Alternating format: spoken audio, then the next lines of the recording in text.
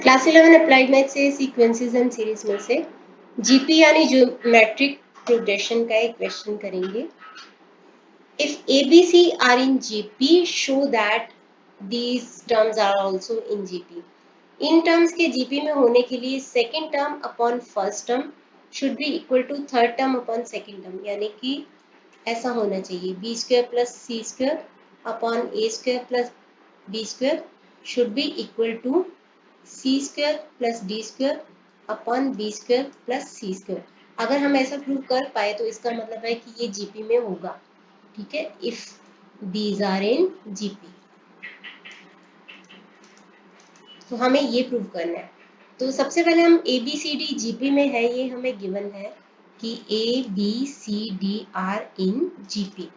GP में है तो मतलब कॉमन रेशियो होगी। Let A B A, B A R, C be A R square और D be A R cube, ऐसा है। तो हम पहले इसकी लेफ्ट हैंड साइड ले लेते हैं। ये जो लेफ्ट हैंड साइड है इसको राइट हैंड साइड के इक्वल कर दिया तो ये अपने आप जीपी में हो जाएंगे। तो लेफ्ट हैंड साइड लेते हैं पहले।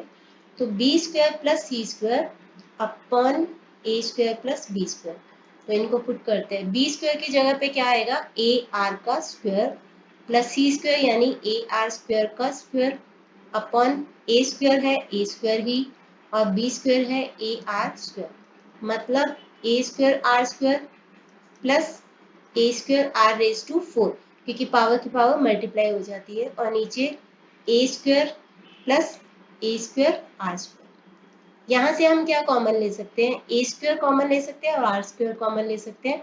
तो अंदर बच जाएगा 1 प्लस यहाँ पे आर स्क्वायर कॉमन बच जाएगा। यहाँ पे हम ए स्क्वायर कॉमन लेते हैं तो यहाँ पे बच जाएगा 1 प्लस आर स्क्वायर, तो ये दोनों कैंसिल हो जाएंगे। तो हमारे पास ये आ जाएगा ए स्क्वायर कट गया, आर स्क्वायर आ जाएगा। अब हमने जो लेफ्ट हैंड साइड ली थी उसको आर स्क्वायर प्रूव कर दिया, तो राइट हैंड साइड देखते हैं क्या ये भी आर स्क्वायर आता, तो ये दोनों इक्वेट हो जाएंगे। तो C square plus D square, C square plus D square upon B square plus सी स्क्वायर। तो सी स्क्वायर क्या है आपका A R cube, sorry A are square उसका स्क्वायर प्लस डी है ए आर क्यूब उसका स्क्वायर अपॉन बी है आपका ए R उसका स्क्वायर प्लस सी है आपका ए आर स्क्वायर उसका स्क्वायर।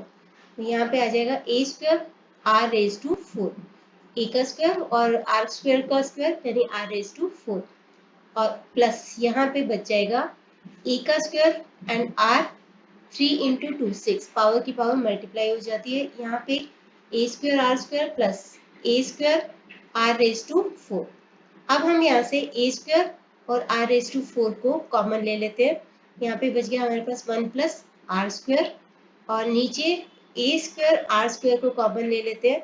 यहाँ पे बच गया 1 plus r square, 1 plus r square 1 plus r square cancel, a square cancel, r raise to 4 minus upon r raise to 2।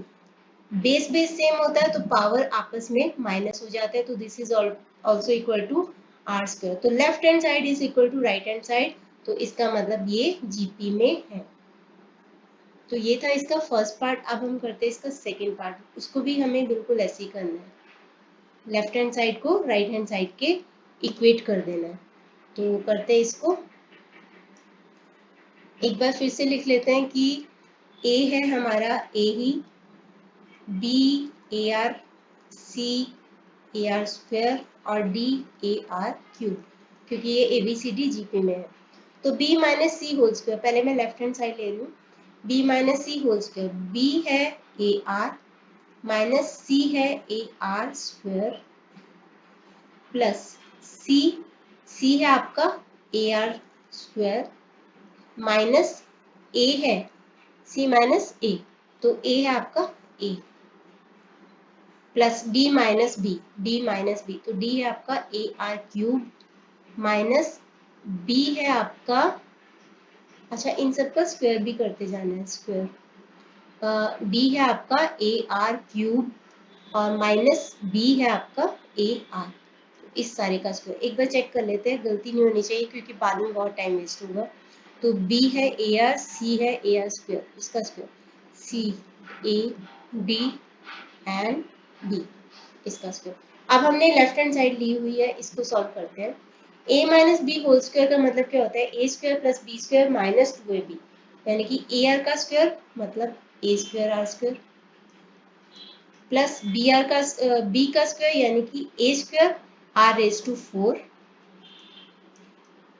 Okay, minus 2ab यानी कि 2 into a r into a are square, तो minus 2a square r cube, base base same होता है तो powers add हो जाते हैं।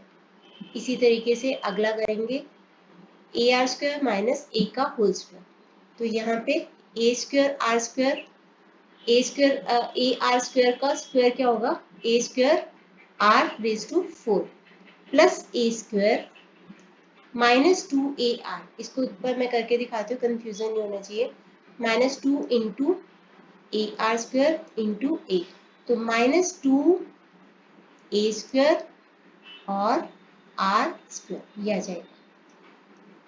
Third रह गया हमारे पास, ये है ए आर क्यूब, इसका स्क्वायर यानी कि a square are raise to 6 plus A square are square